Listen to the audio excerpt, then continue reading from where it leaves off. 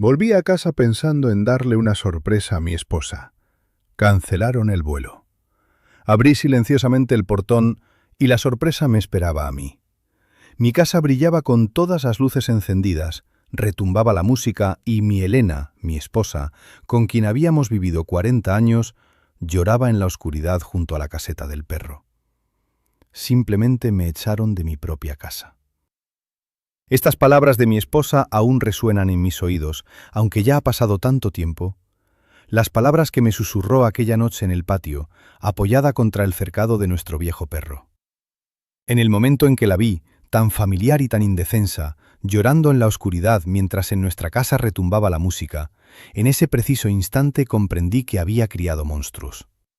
No es una figura retórica. Jamás pude imaginar lo que tendría que atravesar para recuperar no el negocio, sino la familia. Mi nombre es Gonzalo Herrera. Tengo 65 años y soy quien antes llamaban el patrón. No en el sentido de señor feudal, soy un hombre de la tierra. La mayor parte de mi vida la pasé no en despachos, sino en los campos. Soy propietario de varias explotaciones agrícolas sólidas en nuestra región de Extremadura. Hay huertos, granjas lecheras y campos de trigo. No es ningún gigantesco consorcio agroindustrial sin alma donde los números se comen al hombre, sino un negocio familiar sólido que construí desde cero absoluto. Cada árbol de esos huertos lo recuerdo desde que era un plantón. Para mí la tierra no es simplemente un activo que se puede vender con ganancia, es la obra de mi vida, y como siempre creí, la obra de la vida de mis hijos. Qué equivocado estaba. Aquel día en que todo se derrumbó, comenzó de manera completamente rutinaria. Estaba sentado en la aséptica limpieza de la sala VIP de nuestro aeropuerto. El vuelo a Düsseldorf, donde debía reunirme con proveedores de nuevo equipamiento para la granja lechera, lo retrasaban ya por tercera vez. 6 horas de espera en vano. Sabéis, para un hombre acostumbrado a que el amanecer no espera y la vaca no pregunta cuándo te viene bien ordeñarla, semejante ociosidad es peor que una tortura. Bebí probablemente 1 litro de su insípido café, hojeé todos los periódicos y ya empezaba a desesperarme con esa música que parece sonar en todos los aeropuertos del mundo. Esa música, creo que en todos los aeropuertos es igual, aquí como allá en Alemania, anónima. Pero las personas que me escuchan ahora son todas de lugares vivos y distintos. Siempre me pregunto quién está al otro lado. Escribid, por favor, en los comentarios desde dónde me escucháis, de qué ciudad, de qué país. De verdad me importa saberlo, para no hablar al vacío. Por fin en el panel se encendió la fría e indiferente inscripción. Vuelo cancelado. El siguiente mañana por la mañana. El primer pensamiento fue de contrariedad. El trato es importante. Los alemanes son puntuales, no les gustan estas cosas. Ya estaba alargando la mano hacia el teléfono para llamar al asistente y reservar un hotel aquí, junto al aeropuerto, cuando de repente me detuve. ¿Qué hotel? Tengo mi propia casa, tengo mi propia cama. ¿Para qué voy a incomodarme entre paredes ajenas? Decidí volver en silencio, pasar la noche en casa. Sería una sorpresa, claro. Elena, mi esposa, se alegrará. Siempre se preocupa cuando vuelo. Y por la mañana, con nuevas fuerzas y la cabeza despejada, volvería y resolvería el asunto con los alemanes. Tomé un taxi. Hasta nuestra casa en las afueras eran unos 40 minutos.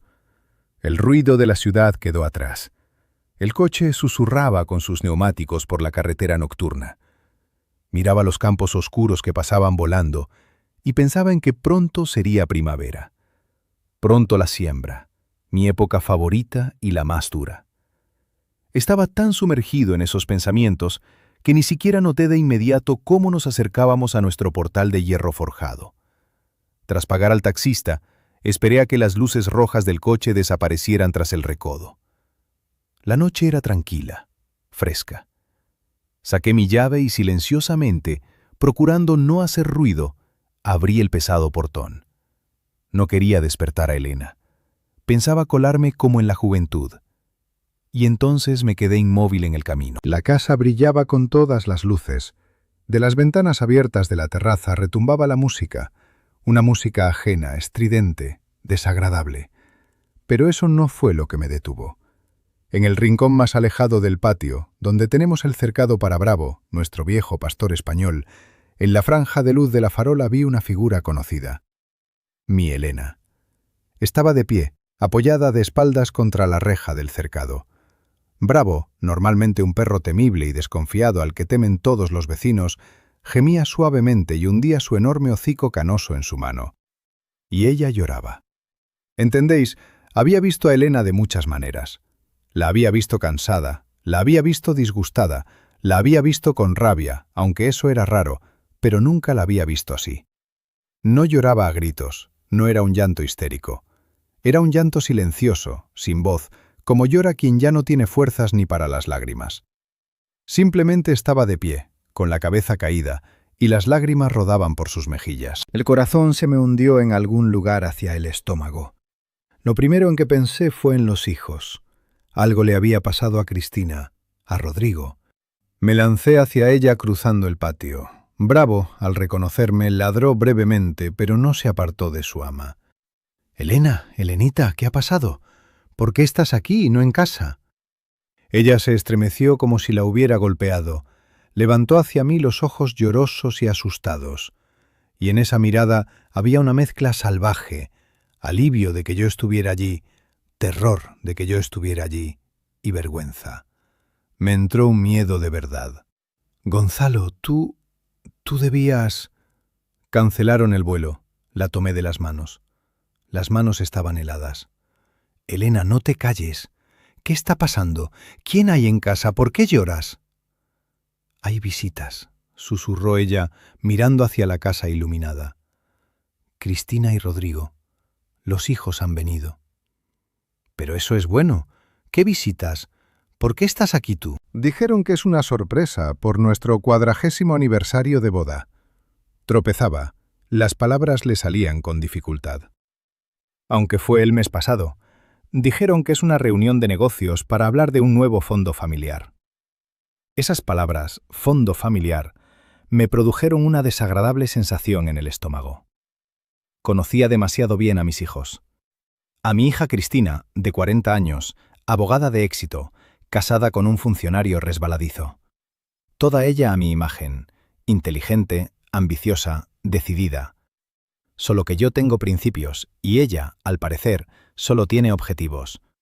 Y a mi hijo Rodrigo, 38 años tiene el chico, y sigue como un adolescente, arquitecto fracasado, recién vuelto del extranjero, donde había acumulado un montón de deudas. Débil, infantil, acostumbrado a vivir del dinero del padre y buscando siempre el camino fácil. Toda la vida intenté enfrentarlos, hacer que compitieran. Pensaba que así se forjaría el acero. Parece que forjé otra cosa. Elena, habla claro. Ya no pedía, exigía. ¿Qué han hecho? Han traído a unas personas, inversores. Su voz tembló y volvió a llorar. Empezaron a hablar de planes, Gonzalo. Enseñaban una presentación, decían que nuestras granjas son ineficientes, que los huertos son cosa del pasado, que esta tierra, nuestra tierra, hay que venderla para un club de golf de lujo. Escuchaba y no daba crédito a mis oídos. ¿Un club de golf en la tierra en la que había enterrado 40 años de vida? No entendía nada, susurraba Elena, cerrándose a mi mano. Me acerqué a Cristina cuando hicieron un descanso. Le dije, «Hija, ¿qué estáis diciendo? ¿Qué club de golf? Esto es la obra de tu padre». Y ella, Gonzalo, me miró de tal manera, me tomó del brazo, sonrió a los invitados y muy bajito, para que nadie oyera, me dijo, «Mamá, no molestes. Ve a sentarte en la cocina, que aquí estamos hablando de negocios». Y su marido, ese Víctor, el funcionario, también me empujó suavemente hacia la salida del salón. Dijo que me convenía tomar el fresco, que hacía buena noche. Se calló, recuperando el aliento. Me echaron de mi propia casa como a una criada, para que no les estorbara vendiendo tu vida. Miraba su rostro, el mechón canoso que se le había escapado del peinado, las lágrimas que ya no se secaba, al viejo perro que era el único que había permanecido a su lado y le lamía la mano helada. y en ese segundo toda mi vida, todos mis campos, mis huertos, mis vacas, todo perdió cualquier sentido. Por dentro no había ni gritos ni rencor. Se había vuelto vacío y muy frío. Solo quedaba una cosa, una ira helada, tranquila. La ira del marido cuya esposa, la señora de esta casa, había sido humillada y puesta de patitas en la calle como una vieja molesta. Y la ira del padre, que en ese instante comprendió con aterradora claridad que había criado monstruos, personas para las que nada es sagrado, ni la madre ni la obra del padre. Le apreté más fuerte las manos. «Basta», dije tan bajito que solo lo oyó ella y el viejo perro. «Vámonos de aquí». Ella me miró sin entender. «¿A dónde, Gonzalo? De noche». Esta noche dormimos en la ciudad, en nuestro viejo piso, y miré las ventanas brillantemente iluminadas de las que brotaba esa música estrepitosa. Mañana les enseñaré a respetar a su madre. Viajamos de noche en silencio. Sostenía fuertemente la mano helada de Elena y ella miraba por la ventana las luces que pasaban volando.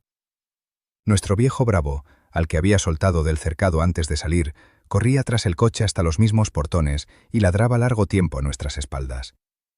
Ese ladrido, lleno de tristeza y desconcierto, era el único sonido que parecía despedirnos de la casa que en esa noche se había vuelto ajena.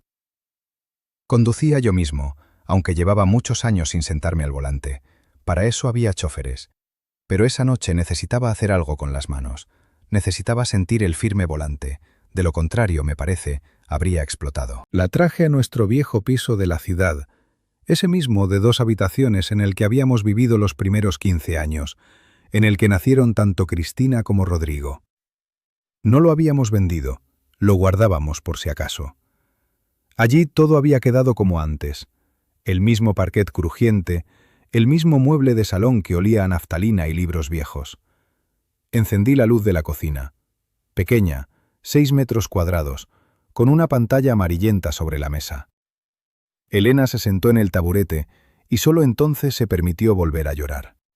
Pero ya de otra manera, con amargura, con sollozos, como lloran de dolor. «Gonzalo, ¿cómo es posible?», susurraba tapándose la cara con las manos. «¿Cómo han podido? Después de todo lo que yo...». Me senté enfrente.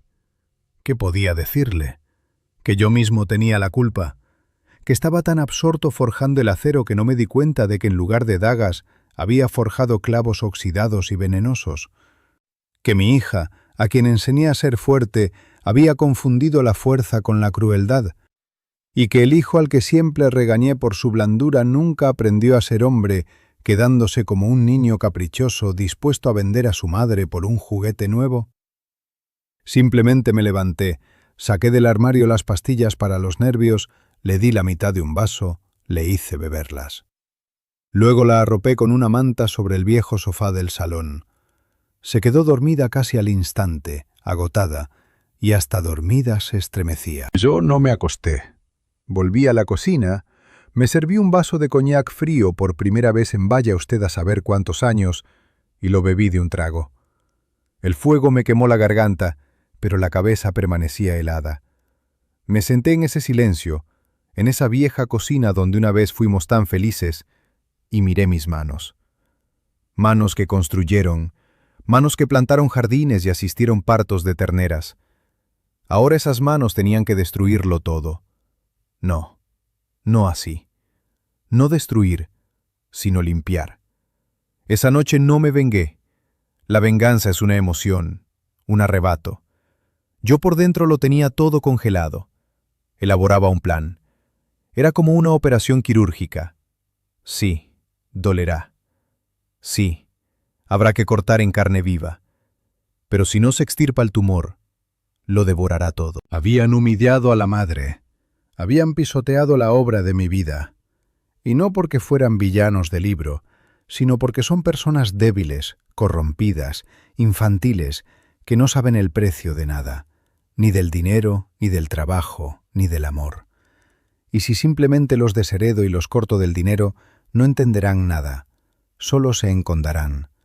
Decidirán que el viejo padre se ha vuelto loco, que les está reteniendo lo que por derecho les pertenece. No, el remedio tiene que ser amargo. Querían mi negocio, lo obtendrán, pero lo obtendrán como se lo merecen. Al amanecer tenía todo listo. No había dormido ni un minuto. Cuando Elena se despertó, yo ya estaba afeitado y vestido con una camisa fresca que había encontrado en el armario. Ella me miró con miedo. «Gonzalo, tienes una cara espantosa». «Voy a la oficina», dije tranquilamente. «De momento no volvemos a casa. Quédate aquí y no llames a los hijos. De ninguna manera. Ellos llamarán solos». Ella asintió. Me tenía confianza. Todo el día siguiente lo pasé con abogados. No con el despacho de Cristina, por supuesto, sino con mi viejo amigo desde los tiempos de la facultad que llevaba mis asuntos más delicados. Preparábamos documentos. No fue sencillo, pero yo siempre tuve un aeródromo de reserva. Nunca puse todos los huevos en la misma cesta, y mis hijos, por fortuna, no conocían todos mis activos. Solo veían la punta del iceberg, la explotación, las granjas. Pero la base de ese iceberg estaba bien oculta. Los hijos llamaron al mediodía. Primero Rodrigo, como siempre, cobardemente. «Papá, ¿dónde estás? Que te estábamos preparando una sorpresa. La asistenta dice que os habéis ido tú y mamá». «Estoy en la ciudad», respondí con voz igual. «Ocupado». «¿Y volverás? Que tenemos aquí inversores». «A los inversores les das las gracias y los mandas a casa», zanjé. «Todos los asuntos de inversión están cerrados. Mañana a las 10 de la mañana os espero a ti y a tu hermana en mi oficina central. Habrá un consejo familiar». «Papá, ¿ha pasado algo? ¿Estás enfadado?» En su voz sonaron notas conocidas del colegial asustado. «Mañana lo sabrás todo, Rodrigo. A las 10, sin llegar tarde». Colgué. 5 minutos después llamó Cristina. Su tono era distinto, acerado, profesional, con un ligero barniz de irritación. «Papá, buenas tardes. Rodrigo dice que has cancelado la reunión. ¿Qué urgencia es esa? Tenía negociaciones serias. La gente ha volado hasta aquí». «Cristina, tus negociaciones han terminado», la interrumpí. «Mañana a las 10, y pon en orden a tu marido Víctor. Le vendrá bien enterarse de algunos cambios en su carrera. Creo que a sus superiores les resultará interesante leer sobre los esquemas de conversión de suelo para clubs de golf». Al otro lado de la línea se hizo el silencio. Cristina era inteligente.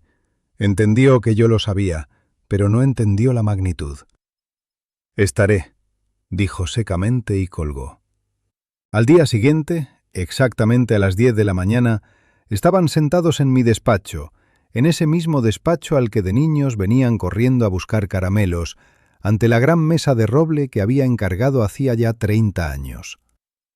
Cristina estaba erguida, cabello perfectamente peinado, traje caro, cara de máscara. A su lado su marido Víctor, pálido y con los ojos movedizos. Ya había entendido que las nubes se acumulaban. Rodrigo, enfrente, se removía en la silla, pálido, con la cara arrugada tras la noche de la sorpresa. Entré al despacho. No me senté a la cabecera de la mesa como era habitual, sino que me quedé de pie junto a la ventana mirándoles. «Os he reunido, hijos», comencé con voz deliberadamente cansada de anciano. Debía volar a Alemania. Estuve sentado en el aeropuerto y mientras retrasaban el vuelo, pensé mucho. Soy viejo ya, 65 años. Toda la vida tiré del carro como un buey. ¿Para quién? Para vosotros. Vi cómo se tensaban, esperando la tormenta de acusaciones, y continué. Vuestra sorpresa de ayer me ha abierto los ojos. Ya sois adultos. Queréis gestionar, lo veis todo de otra manera. Eficiencia, inversores, clubs de golf. Pues bien, hice una pausa. Parece que ha llegado vuestro momento. Me acerqué a la mesa y puse ante ellos una gruesa carpeta de documentos que mis abogados habían preparado toda la noche. He decidido retirarme. Estoy cansado. Traspaso todos los activos de la empresa en nuestros campos a vuestra gestión conjunta en partes iguales, 50-50. Cristina, como abogada te encargarás de la documentación. Rodrigo, tú te encargarás de algo también te encargarás. De arquitectura, construirás nuevos establos. Miraba sus caras, había que verlo. El marido de Cristina, Víctor, pareció dejar de respirar. Rodrigo parpadeaba desconcertado sin poder creer semejante suerte. Y Cristina, oh, mi hija, por un instante perdió su máscara, sus ojos. Vi cómo en ellos prendió el fuego. No era alegría, era codicia, pura, sin mezcla, depredadora avaricia. Ya calculaba cómo apartar cuanto antes al hermano fracasado del comedero. «Papá, ¿de verdad?», balbuceó Rodrigo. «¿Así, de golpe, todo?» «Todo, hijo.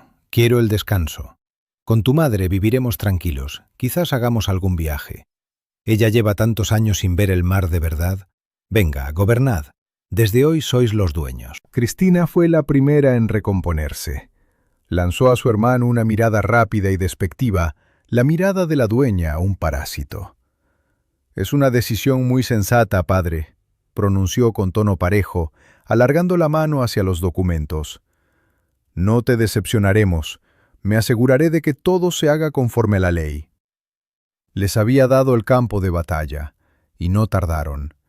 Les puse en las manos un arma cargada y los coloqué espalda contra espalda. Sabía que no tardarían en apuntar. Empezarían a dispararse mutuamente de inmediato, y no me equivoqué. La guerra que había planeado con tanta sangre fría no tardó en llegar. Parece que ni siquiera llegaron a casa. Mi viejo jefe de seguridad, don Miguel, hombre que había pasado conmigo el fuego y el agua y que me debía todo, informó esa misma tarde. La batalla empezó directamente en el aparcamiento de la oficina. Las puertas de sus coches caros no habían tenido tiempo ni de cerrarse. Cristina, sin perder tiempo, comunicó a su hermano que como principal jurista y persona con experiencia real, ella asumía la dirección operativa. A él, a Rodrigo, como unidad creativa, le asignaba un honorífico puesto en la explotación más remota. Dijo que sus dotes arquitectónicas serían útiles para diseñar nuevos cobertizos para el heno. Rodrigo, según don Miguel, se puso rojo y siseó a su hermana que era una víbora ladrona que siempre le había odiado y que no le dejaría robar lo que le pertenecía por derecho. Con eso terminó el primer asalto. Se fueron cada uno a sus caros pisos a recobrar fuerzas y yo volví con Elena. Nos quedamos en ese viejo piso de la ciudad. Le dije que en la casa grande era difícil por el momento y que aquí, en silencio, necesitaba trabajar con los archivos. Ella lo entendió todo y no discutió. Simplemente estaba a mi lado, silenciosa como una sombra, y en sus ojos se había solidificado la aflicción. Ya no aparecía por la oficina central. Había desaparecido completamente del radar. Mis hijos, embriagados por el poder repentino, no tenían tiempo para mí. Estaban ocupados. Repartían la piel del oso que yo les había arrojado. Mi auténtico cuartel general era un discreto despacho en el bufete de mi viejo amigo el abogado, el mismo que me había ayudado a preparar el traspaso. Cada día llegaban informes a mi mesa, de don Miguel sobre movimientos, reuniones, llamadas, de la jefa de contabilidad, doña Vera, mujer de la vieja escuela, que detestaba a Cristina por su arrogancia, sobre los movimientos de cuentas. Veía cada uno de sus pasos. Cristina, como yo esperaba, actuó rápido y con suciedad jurídica. Convocó de inmediato el Consejo de Administración, compuesto por los dos, y aprovechando la ignorancia jurídica de Rodrigo, coló unos nuevos estatutos. Según esos estatutos, todas las decisiones financieras clave quedaban en manos de ella como directora general, mientras que Rodrigo obtenía funciones representativas. Podía ocuparse de la imagen, diseñar etiquetas nuevas. En esencia, lo convirtió en un payaso, en un higo de higuera. Luego comenzó la optimización. Lo primero que hizo fue despedir a la mitad de los viejos agrónomos y veterinarios, personas que habían trabajado conmigo 20 o 30 años, personas que sentían esa tierra como su propia piel. Los reemplazó con jóvenes gestores eficientes de la ciudad, chicos de cuello blanco, que solo habían visto una vaca en un dibujo, pero que pronunciaban la palabra rentabilidad muy bien. Rompió los viejos contratos, basados en la confianza, con los pequeños agricultores que nos suministraban piensos, decidiendo que era más barato comprar en grandes lotes a los consorcios. Rodrigo, al comprender que en el papel había perdido, empezó a actuar como actúan todas las personas débiles acorraladas. Empezó la guerrilla. No podía vencer a su hermana en campo abierto, así que empezó a golpear por la espalda. Se reunía en secreto con esos mismos proveedores que Cristina había optimizado y se quejaba de ella. Los instigaba, insinuaba que la empresa estaba al borde del colapso, que Cristina estaba sacando activos. Les aconsejaba exigir el pago inmediato, exigir el 100% de anticipo en los nuevos suministros. Era exactamente lo que yo esperaba. Los primeros en entrar en pánico fueron los gestores eficientes de Cristina. Empezaron a tener un desfase de caja. Los proveedores antiguos exigían dinero, los nuevos no entregaban sin anticipo. La leche se agriaba, las vacas mugían. Cristina, para tapar los agujeros, se vio obligada a pedir varios créditos urgentes, muy caros, en pequeños bancos comerciales, simplemente para salir del paso. Y yo, a través de 3 empresas pantalla, empecé a comprar esas deudas, silenciosamente, metódicamente. Cada paso en falso suyo, cada rabieta de Rodrigo, cada arrogante orden de Cristina se convertían en un pagaré que iba a mi caja fuerte. Todavía eran dueños sobre el papel, pero de facto cada día me debían más y más. Elena, claro, no sabía nada de todo esto. Solo veía el caos exterior. Lo más terrible para ella era que el tranquilo teléfono de la ciudad empezó a sonar. Llamaban los despedidos. Llamaba Manuela, la ordeñadora a quien Elena conocía desde hacía 40 años. Llamaba don Pedro, nuestro jardinero jefe, que lloraba por teléfono diciendo que los eficientes habían ordenado talar el viejo huerto de manzanas para plantar algo más rentable. Llamaban a Elena porque siempre la habían conocido como el corazón de la familia, como la intercesora, y ella los escuchaba, palidecía, y luego venía a la cocina donde yo estaba sobre mis papeles.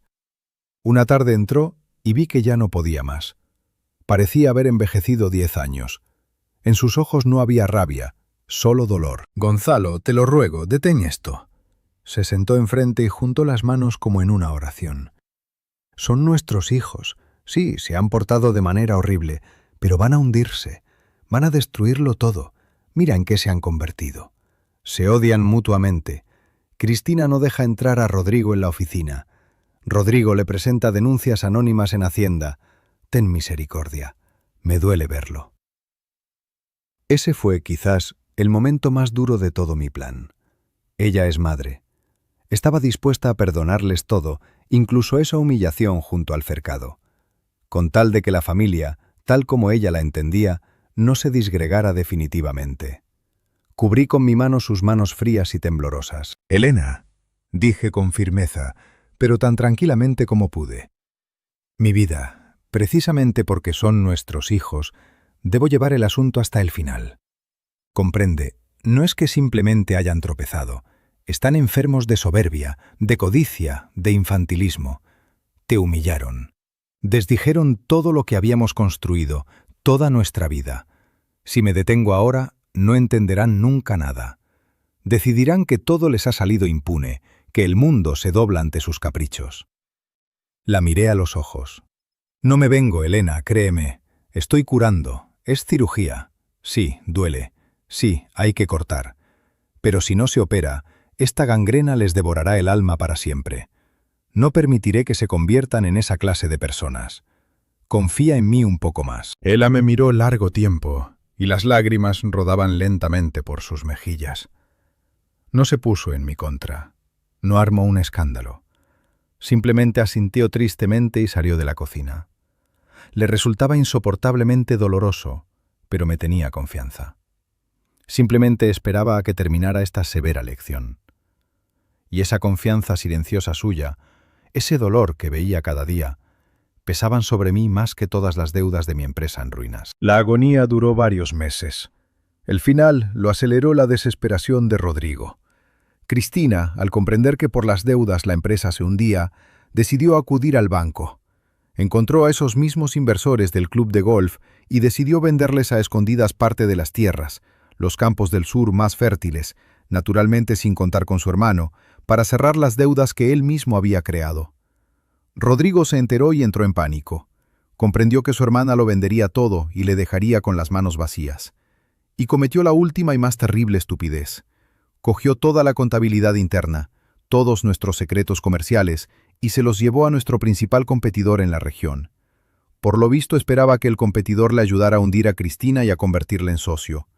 El competidor, naturalmente, aprovechó aquello para desencadenar de inmediato una guerra de precios, hundiendo nuestras ventas. Al mismo tiempo, en la prensa local, comprada por el competidor, salió un artículo demoledor sobre que nuestros campos estaba al borde de la quiebra. Al día siguiente, el banco que nos había financiado los últimos 15 años, viendo todo ese caos, congeló nuestra principal línea de crédito y exigió el reembolso anticipado de todos los préstamos. Eso era el final. La empresa quedó en quiebra. Por la tarde me llamó mi abogado. «Don Gonzalo», su voz era tranquila, «están en el anzuelo. El banco ha presentado las exigencias. Según nuestros contratos, nosotros, como principales acreedores de los créditos urgentes, tenemos derecho preferente de reclamación. Ha llegado el momento». Colgué. Mañana convocaré el último consejo familiar. Convoqué el consejo de administración a las 11 de la mañana en ese mismo despacho ante esa misma gran mesa de roble. Llegué a la oficina una hora antes. Por primera vez en esos meses recorrí la planta. Los gestores eficientes de Cristina, a quienes veía por primera vez, pasaban apresurados con vasos de papel de café sin reconocerme. Estaban nerviosos, en el aire olía a pánico. Y mi vieja guardia, doña Vera, don Miguel, mi secretaria Carmen, que había trabajado conmigo 30 años, salieron silenciosamente al pasillo cuando aparecí. No hacían preguntas, simplemente me miraban con tal esperanza, como si yo hubiera venido a salvar o a impartir justicia. Probablemente ambas cosas. Entré al despacho, olor a madera pulida, a cuero de viejos papeles, olor al poder, mi poder, que entregué voluntariamente. Abrí la ventana, dejé entrar el fresco y frío aire de otoño. A las 11 en punto entró Cristina. Si no supiera toda la historia, quizás la habría admirado por su entereza. Traje impecable, perlas en las orejas, pálida, tensa como un puño, cara inexpresiva. Se llevaba la derrota con la misma arrogancia con que había celebrado la victoria. 5 minutos después, irrumpió Rodrigo, y fue un espectáculo lamentable. Arrugado, sin afeitar, ojos enrojecidos, como olor a la resaca de la noche anterior. Se desplomó en el sillón y miró a su hermana con odio. La odiaba tan intensamente que parecía no darse cuenta de inmediato de que yo también estaba en el despacho. «Vaya, ¿ya has arruinado todo, maldita?», gruñó dirigiéndose a Cristina. «Cállate, mísero», lo cortó ella con tono glacial, sin volver la cabeza. «Si no hubieras corrido como una cotorra de mercado a contarle todo a la competencia, yo habría encontrado una salida». «¿Tú habrías encontrado una salida?», chilló Rodrigo. «Lo habrías vendido todo para tu club de golf y me habrías dejado con las deudas, ladrona». «Basta», dije yo.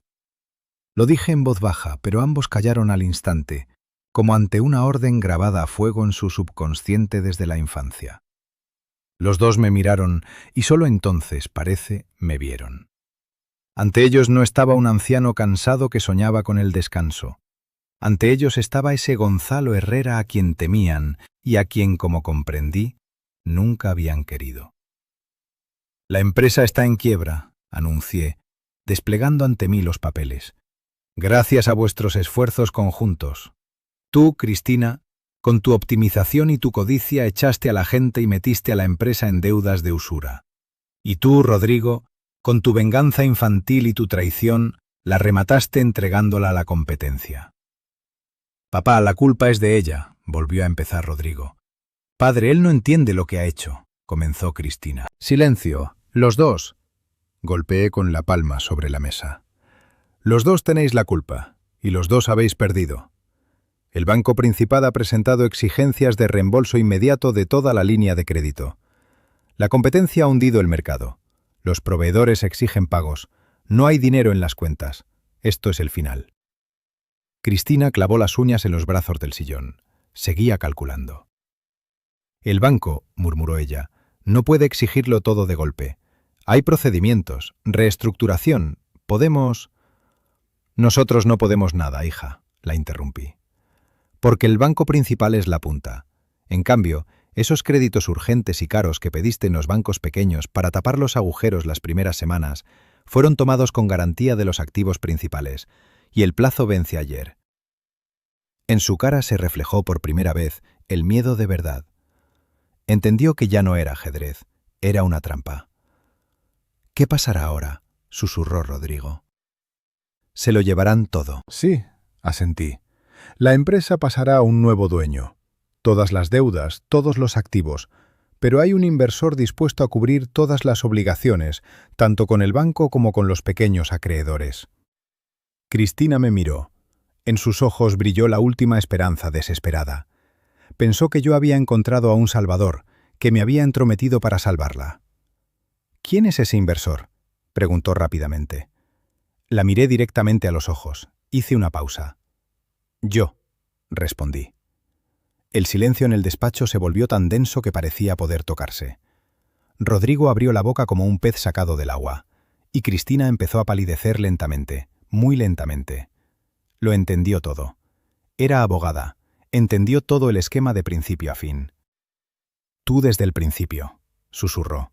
«¿Lo planeaste todo?» «No planeé vuestra estupidez ni vuestra codicia», respondí tranquilamente. «Simplemente las dejé ocurrir. Y sí, he comprado todas vuestras deudas, cada una. Ahora soy el principal y único acreedor de mi propia empresa, y soy yo quien toma la decisión». Me levanté y me acerqué a ellos. «Los dos quedáis despedidos desde hoy sin indemnización». «¡No puedes!», chilló Rodrigo poniéndose de pie. «Soy propietario, tengo el 50%. «Tienes el 50% de una empresa en quiebra, hijo», lo zanjé. «Tu parte no vale ni el papel en que está impresa. Además, tienes deudas personales que yo también, por cierto, he comprado. Así que siéntate y escucha». Rodrigo se hundió de nuevo en el sillón. Cristina seguía inmóvil, mirando un punto fijo. Había perdido de manera aplastante. «¿Queríais mi negocio?», continué rodeando la mesa. «No lo obtendréis. Y dinero mío tampoco obtendréis, ni un céntimo. Ni tú, Cristina, para tus trajes, ni tú, Rodrigo, para tus proyectos en el extranjero. Sois personas adultas. Tú tienes 40, tú tienes 38. Id y vivid, ganad, alquilad pisos, encontrad trabajo. Veremos si os mantenéis a flote y si no acabáis odiándoos del todo. Si os mantenéis, si demostráis que no sois simplemente un apéndice de mi dinero, sino personas independientes, quizás algún día quiera hablar con vosotros. Por ahora, fuera de mi despacho». Observaba cómo se levantaban. Cristina se puso de pie la primera. No lloraba, no gritaba. Me miró con un odio tan helado y concentrado que me estremecí. Si con la mirada se pudiera matar, habría caído fulminado. Dio media vuelta en silencio y salió. Rodrigo fue diferente. Lloraba abiertamente como un niño al que le han quitado el juguete. «Papá, ¿cómo puedes? Papá, soy tu hijo. ¿A dónde iré? Papá, no». «Fuera», dije señalando la puerta. Salió retrocediendo con sollozos y se escurrió por la puerta. Me quedé solo en mi despacho. Me acerqué a la ventana, los vi salir al aparcamiento. Cristina subió a su Mercedes y se fue chirriando los neumáticos. Rodrigo estuvo un minuto parado mirando desconcertado a su alrededor. Luego sacó el teléfono, probablemente para llamar a su mujer, y yo los miraba desde arriba. Y decidme con sinceridad, ¿cómo habríais actuado en mi lugar? ¿Debería haber mostrado en ese momento piedad paterna, viendo su humillación, y darles algún colchón de seguridad, algún capital inicial?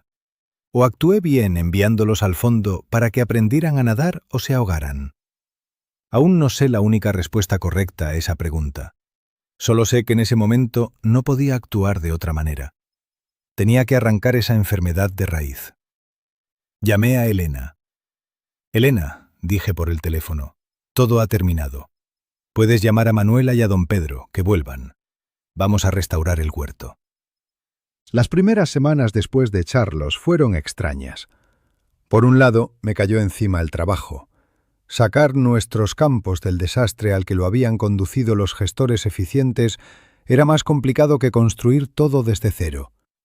Tuve que recorrer personalmente a los viejos proveedores, pedir disculpas, convencer, dar garantías personales. Devolví a don Pedro a los huertos, devolví a Manuela a la granja. Miraba cómo esas viejas manos encallecidas tocaban los árboles y las vacas y comprendía. Ahí estaba la verdadera eficiencia, en el amor al trabajo, no en las cifras de una presentación. Elena y yo volvimos a nuestra casa en las afueras. Tras el tranquilo y estrecho piso, parecía resonante y vacía. La música ya no retumbaba, pero ese silencio era pesado. Elena pasaba horas sentada en el salón mirando las fotos de los hijos cuando eran pequeños. No me reprochaba nada, pero veía su dolor, y ese dolor era mi segundo castigo. Lloraba no la quiebra, lloraba a sus hijos, a quienes, le parecía, había perdido. No los sometía a pruebas. La vida se convirtió por sí sola en su prueba. Simplemente observaba desde lejos. Me quedaba don Miguel, mi servicio de seguridad, y sus informes llegaban a mi mesa cada semana. No espiaba, solo quería saber que estaban vivos y a dónde les llevaría ese camino. Lo primero en derrumbarse fue la brillante vida de Cristina. Lo esperaba, pero no pensé que fuera tan rápido. Su marido Víctor pidió el divorcio en una semana. En cuanto entendió que el suegro de oro se había convertido en calabaza y que las cuentas de la esposa estaban vacías, todo su amor eterno se evaporó. La abandonó al instante, cínicamente, llevándose además todo lo que estaba a su nombre. Era una rata que abandona el barco la primera, y con honestidad me alegré de que mi hija se hubiera librado de esa alimaña. Pero luego fue peor. Su brillante carrera resultó estar construida sobre dos pilares: mi dinero y mis contactos. Su bufete de abogados, que yo en su día le había ayudado a abrir, sin mis contratos y sin mi paraguas, se cerró en un mes. Los clientes que ayer la adulaban hoy no cogían el teléfono. Resultó que, sin ser la hija de Gonzalo Herrera, era simplemente una más entre miles de abogados en una ciudad grande. Don Miguel informaba escuetamente. Cristina Herrera ha vendido el Mercedes, ha vendido el piso en el edificio de lujo, ha saldado las deudas, ha alquilado un diminuto apartamento de un dormitorio en las afueras en un bloque de pisos viejos. Conocía ese barrio, un sombrío gueto. Miraba las fotos. Mi hija, siempre impecable, en un abrigo caro, saliendo de un portal deteriorado y subiendo un viejo SEAT. Había conseguido un puesto de asesora jurídica en alguna pequeña empresa agraria donde le pagaban 10 veces menos de lo que acostumbraba a gastar solo en bolsos. No llamaba ni a mí ni a su madre. El orgullo, ese mismo orgullo paterno y duro que en ella se había convertido en muralla. Había aceptado el combate, mordía el polvo, pero no pedía ayuda. Y debo reconocer que en eso había algo digno de respeto. Estaba quebrantada, humillada, pero no aplastada. Con Rodrigo todo fue diferente, mucho peor. Si Cristina estaba furiosa, él estaba en pánico.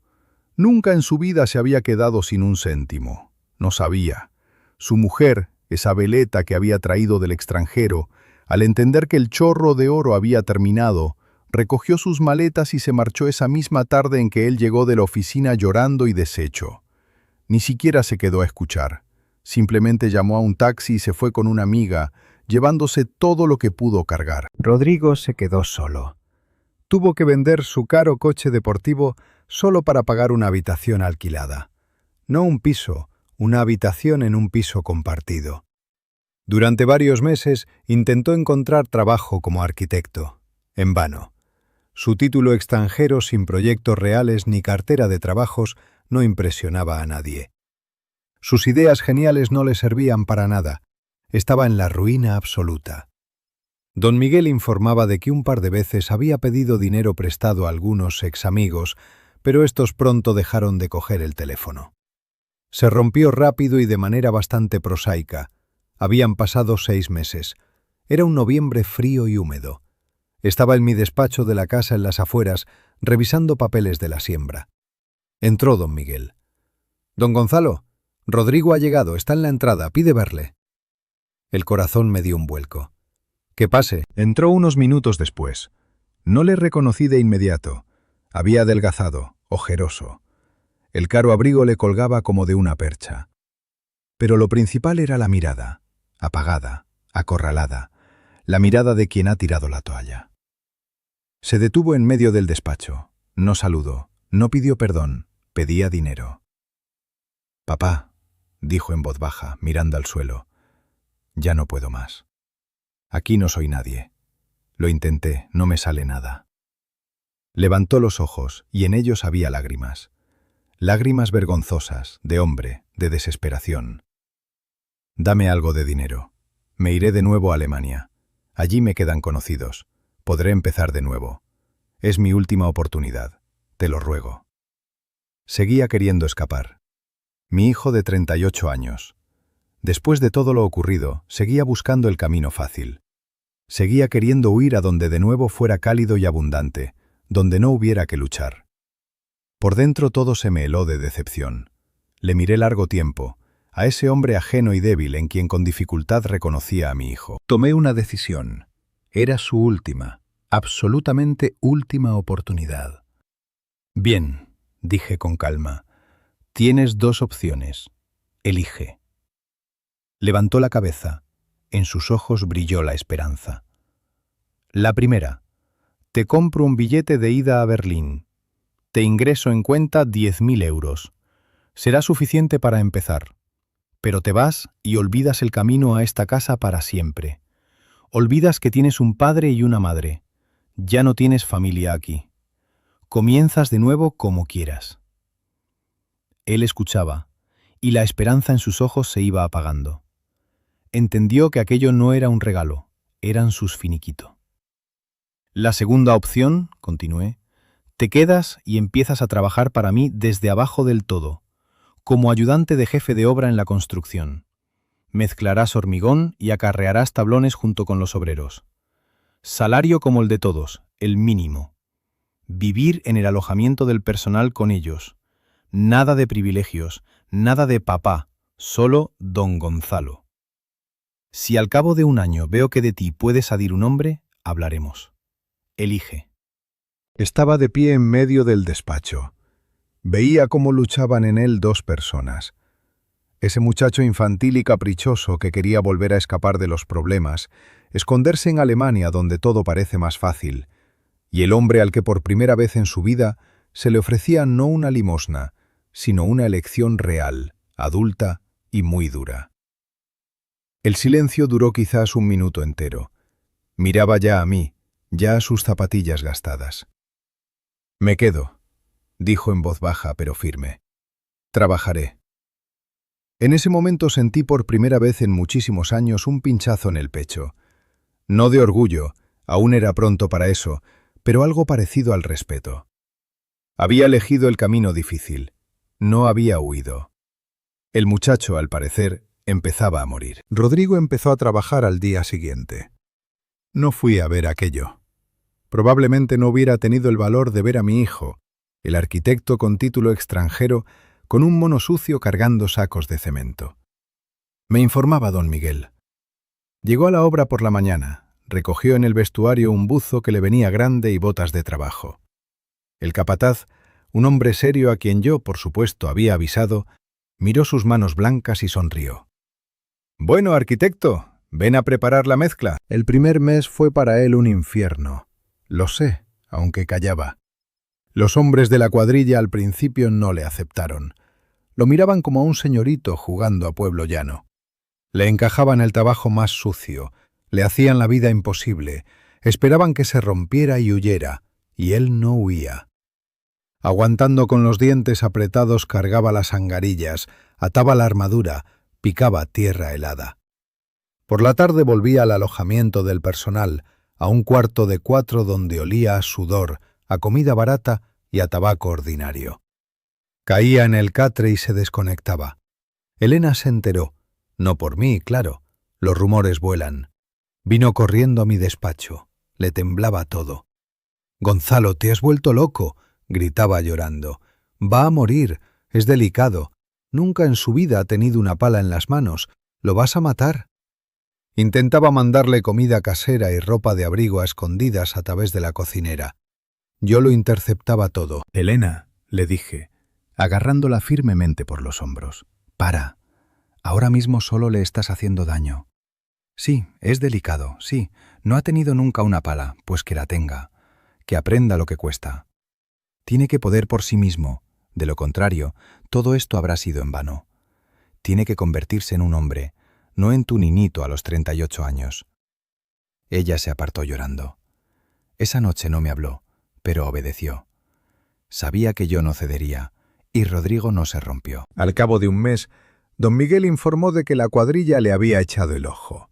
No se quejaba, no lloraba, trabajaba como todos. Y un día, cuando el jefe de obra había metido la pata con los planos y el encofrado del cimiento salía torcido, Rodrigo se acercó de pronto, cogió un lápiz y directamente en la tabla rápidamente redibujó el nudo. Correctamente. El jefe de obra lo miró, gruñó y dijo: «Oye, parece que no eres del todo inútil». Desde ese día todo cambió. Los hombres empezaron a llamarle Rodri. No Rodrigo Herrera, no el arquitecto, sino Rodri. Al cabo de 6 meses, lo trasladé discretamente de peón a ayudante de jefe de obra. Y un año después vino él mismo a buscarme, no al despacho, sino que me encontró en el solar de la obra, sucio, polvoriento, pero con los ojos encendidos. «Don Gonzalo», me dijo, «he revisado el proyecto del nuevo establo. Es ineficiente, la logística es mala. Aquí he hecho un esbozo de mi versión. Mírelo cuando tenga tiempo». Me tendió unas hojas de papel de calco enrolladas. No era un simple plano, era un proyecto, reflexionado, razonable, donde todo estaba en su sitio, cómodo tanto para las vacas como para las personas. Miraba esos planos, miraba sus manos, ya no blancas sino con callos y rozaduras, y sentía eso mismo, olvidado hacía mucho tiempo. El orgullo. «Buen proyecto», dije devolviéndole los papeles. «Trabaja los detalles, serás tú quien responda de esta obra como jefe». Asintió, no sonrió, pero vi cómo se irguió. Se alejaba de mí siendo ya otra persona. Con Cristina todo fue diferente. Ella no llamaba y no venía. Sobrevivía. Los informes de don Miguel sobre ella eran breves, como partes desde el frente. Trabaja. Ha alquilado una oficina, mesa y silla en el sótano de un edificio de viviendas. Acepta casos pequeños, divorcios, pensiones alimenticias, disputas domésticas. Se había sumergido en el fondo de la práctica jurídica, allá donde no hay grandes honorarios ni victorias brillantes, solo sufrimiento humano, mugre e injusticia. Ella, que estaba acostumbrada a gestionar contratos millonarios, ahora se batía en juzgados de paz por 3 perras de pensión para alguna mujer llorosa. Y luego en sus informes apareció un caso. No era ruidoso. Se había metido en una pelea con el ayuntamiento. Ese mismo exmarido suyo, Víctor, mejor dicho, su departamento, había decidido ordenar un barrio y echar de un pequeño local a una pequeña panadería que regentaba un veterano de la guerra. Simplemente quitarle el sitio para otro supermercado de cadena. Cristina se aferró al caso como un bulldog, gratis. Peleó con ellos casi un año. Escribía recursos, les pillaba en errores de procedimiento. Sus antiguos amigos del ayuntamiento, a quienes ella en su día había ayudado con mi dinero, ahora le siseaban por la espalda, la amenazaban y ella iba a por todas. Don Miguel me trajo una grabación de la sala del juzgado. Era su alegato final. Escuchaba y se me ponía la piel de gallina. No era esa fría y codiciosa depredadora. Era una luchadora. Hablaba del honor, de la justicia, de que no se puede aplastar a una persona pequeña solo porque sea pequeña. Hablaba con mis palabras, las que yo, al parecer, le decía de niña y que, como yo pensaba, ella hacía tiempo que había olvidado. Ganó. Salvó esa panadería. Habían pasado 2 años. 2 años desde aquel día en que los eché de mi despacho. Estaba sentado en casa. Sobre la mesa, ante mí, había 2 informes. Uno era una fotografía. Mi hijo Rodrigo en mono, Está de pie en medio del nuevo establo, el mismo que había construido según su proyecto. Está con los obreros de la construcción, todos sucios, cansados, y ríen de algo. Abraza al capataz por los hombros y es feliz. Está en su sitio. El segundo era un recorte de un periódico local. Una pequeña nota en la última página. La abogada Cristina Herrera logra la justicia para un veterano. Al lado una fotografía. Mi hija está en las escaleras del juzgado. No lleva un traje caro, sino un abrigo sencillo. Cansada, pero con la misma sonrisa que su hermano, la sonrisa de quien ha hecho algo de verdad. Miraba esas dos fotos, mis hijos, maduros, cansados, que habían pasado por la humillación y el trabajo duro, pero con una mirada diferente. En ella ya no había codicia, había dignidad. Comprendí que el tratamiento había terminado. Levanté el auricular y marqué el número de Cristina. Tardó en contestar. Sí, su voz era cansada, profesional. Hola, hija, soy tu padre. Al otro lado de la línea se hizo el silencio. Sé lo de tu victoria en el juicio. Estoy orgulloso de ti. Silencio. Ven a casa el sábado a comer. Hay que hablar. Y llama a tu hermano. Ahora está en la obra, puede que no tenga cobertura. Dile que venga también. Está bien, papá, se lo diré. Colgué. El sábado vendrán. Se preparaban para hablar conmigo, pero no sabían que no estaría solo.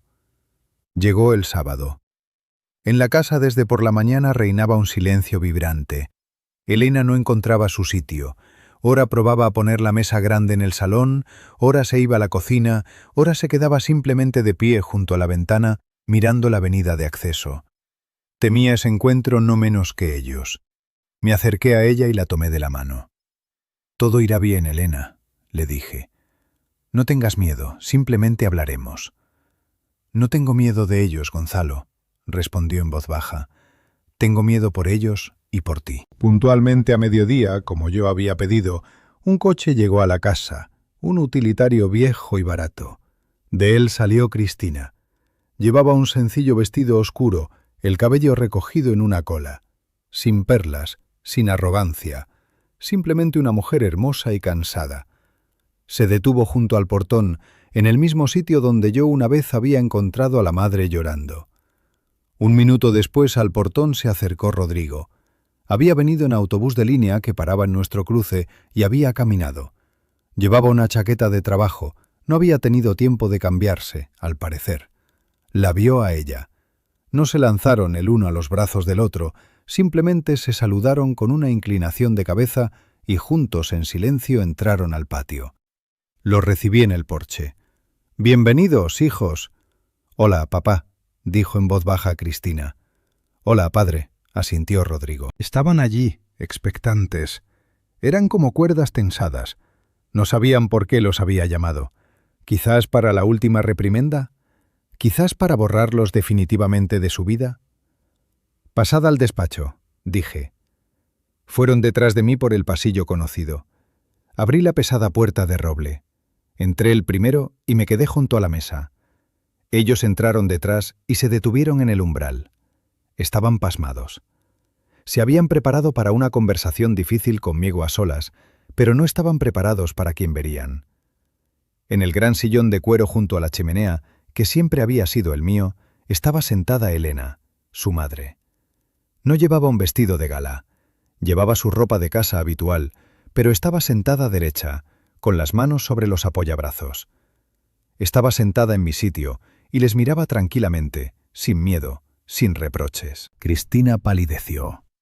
Rodrigo instintivamente dio un paso atrás, como si quisiera escurrirse por la puerta.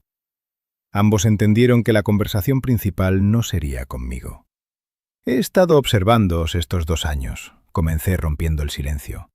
«Sé dónde habéis trabajado y cómo», miré a Rodrigo. «Has construido un establo estupendo, hijo. Los hombres te respetan». Luego a Cristina. «Y tú, hija, has salvado la panadería de esas aves de rapiña. He leído tu alegato en el juicio. Buen alegato, justo». Callaban. «Habéis aprendido a trabajar, habéis aprendido a aguantar el golpe. Habéis aprendido a luchar no solo por vosotros mismos, sino también por los demás. Por eso quiero daros una oportunidad. Quiero volveros a incorporar al negocio». Vi cómo a Cristina le temblaban levemente las pestañas. Rodrigo tragó saliva. Cogí de la mesa una delgada carpeta azul con documentos. Estos son los estatutos. Una pequeña granja en Ribera del Tajo, la que íbamos a cerrar. Está en decadencia, tiene deudas, pero tiene buena tierra y buena gente. Se puede sacar adelante. Quiero entregárosla a los dos. Puse la carpeta sobre la mesa. La miraban como a un salvavidas. «Pero hay una condición», dije, «y es la principal». Hice una pausa, dejándoles asimilar mis palabras. «Hace 2 años, casi en este mismo sitio, en esta casa, humillasteis a vuestra madre. Vosotros», miré directamente a Cristina, «la echasteis de su propia mesa porque, cito, no entiende de negocios. Vosotros», dirigí la mirada a Rodrigo, «estabais callados a su lado y lo permitisteis. Los dos decidisteis que era un cero a la izquierda, una sirvienta, una molestia fastidiosa para vuestros grandes asuntos». Sus caras. Había que ver sus caras en ese momento. Vergüenza. Una vergüenza voraz, paralizadora. Rodrigo inclinó la cabeza. Cristina miraba hacia algún punto de la pared. «Habéis redimido vuestra culpa ante mí», continué. «Me habéis demostrado que valéis algo sin mi dinero. Habéis madurado. ¿Y ahora? Ahora miradla a ella a los ojos». Cogí la carpeta de la mesa, me acerqué al sillón donde estaba sentada Elena y la puse sobre sus rodillas. Se hizo tal silencio que se oía el tic-tac del viejo reloj de la repisa. «La propietaria de esta granja», dije poniendo la mano en el hombro de mi esposa, «es ella, Lena Herrera, el 100% de las acciones, y solo ella decide si merecéis este trabajo, si sois dignos de llamaros sus hijos, y si vais a tener algún trabajo en absoluto». Me aparté hacia la ventana dejándolos cara a cara. Cristina levantó lentamente los ojos hacia su madre. Rodrigo estaba clavado en el suelo. Parecían haber olvidado cómo respirar. Todo su futuro, su perdón, su oportunidad, todo estaba en manos de esa mujer callada a quien habían herido tan cruelmente. «Elena», me dirigí a mi esposa, «estos son tus nuevos empleados. ¿Cuál es tu decisión?» Elena los miró largo tiempo, unos 10 segundos que parecieron una eternidad. En su mirada no había regodeo ni deseo de venganza, solo había una profunda y sufrida tristeza materna. Miraba a sus hijos maduros y agotados. Rodrigo fue el primero en no aguantar. Dio un paso adelante. «Mamá», susurró. «Mamá, perdóname». Se arrodilló ante su sillón y apoyó la frente en sus rodillas, igual que de niño cuando rompía un jarrón. Cristina estaba pálida como la cal. No lloraba. Simplemente miraba a su madre, y por su rostro se veía la tormenta que había en ella. Elena levantó lentamente la mano y la puso en la cabeza de Rodrigo. Le acarició. Luego dirigió la mirada hacia mí, y en sus ojos ya no había el dolor de antes. Había fuerza y amor. Asintió serena y firmemente. «Saldremos adelante, Gonzalo», dijo en voz baja. Y yo supe que saldrían, porque ahora no construían un frío e inhumano imperio, sino su hogar desde los propios cimientos. He vivido una vida larga y he comprendido una cosa simple pero muy importante. La familia no es solo sangre, es trabajo. Un trabajo diario y duro, de perdón, comprensión y aceptación. ¿Y vosotros qué pensáis? ¿Se puede perdonar semejante traición como la que cometieron mis hijos? ¿O hay cosas que no se pueden perdonar ni a los más queridos? Escribid, por favor, en los comentarios lo que pensáis al respecto. Me importa saber vuestra experiencia.